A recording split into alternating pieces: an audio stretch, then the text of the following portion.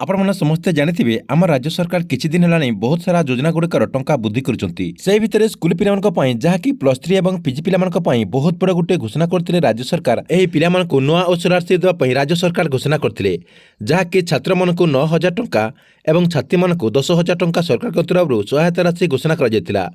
पिलामाने online माध्यम आवेदन करते एवं किंतु सरकार तरफ यह टंका पिला अकाउंट को ट्रांसफर कर जो पिलामाने ऑनलाइन माध्यम आवेदन करते से पिला अकाउंट को सरकार तरफ यह टंका ट्रांसफर कर तेबे जो पिलामाने ए स्कॉलरशिप आवेदन करते से पिला अकाउंट को यह टंका आछि कि नहीं आपने केमिति जानि परिबे जहाँकि आपने ये वीडियो माध्यम पूरा स्टेप बाय स्टेप जानि परिबे सेतिपई वीडियोटी को शेष पर्यंत देखंतु ता पूर्व वीडियो को गोटे लाइक कर दियंतु एवं जो माने मो चैनल को नुआ आस्थिबे चैनल को सब्सक्राइब करी पाखर थिबा बेल आइकन को क्लिक करके ऑल नोटिफिकेशन ऑन कर दियंतु।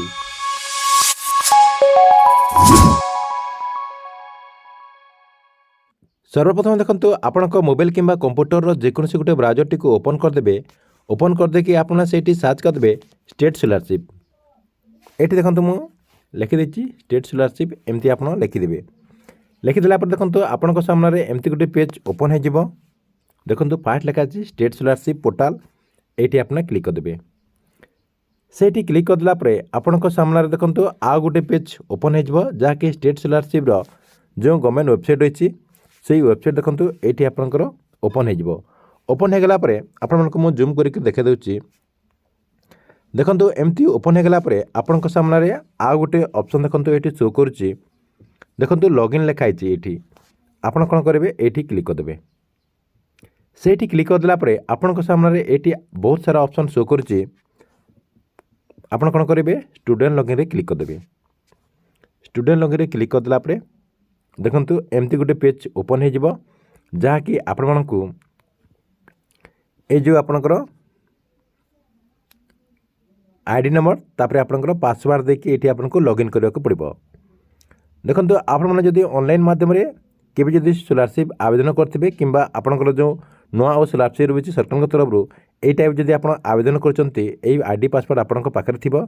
जदी आपनकर आईडी जानि चंती किंतु पासवर्ड जानि ताहले आपण फॉरगेट पासवर्ड रे क्लिक करके फॉरगेट पासवर्ड करि पारिबे नहले आपण कोन करिवे नुआ रजिस्ट्रेशन मध्ये एठी करि पारिबे देखंतु न्यू रजिस्ट्रेशन लिखाई छि एठी आपना देखंतु एठी क्लिक कर देला परे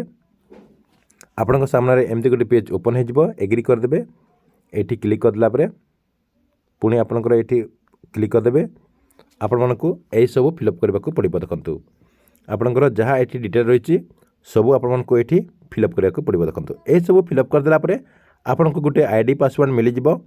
आईडी पासवर्ड मिल गला पर आपण कोन करबे पुणी सेठी क्लिक कर देबे लॉगिन रे पुणी थरे क्लिक कर देबे सेही स्टूडेंट रे क्लिक कर देबे स्टूडेंट लॉगिन रे क्लिक कर देला पर आपनकर आईडी पासवर्ड दे देबे दे देला पर देखंतु तले देखंतु गोटे क्वेश्चन रहिछि सेही क्वेश्चन रो आपण आंसर टा एठी लिखि देबे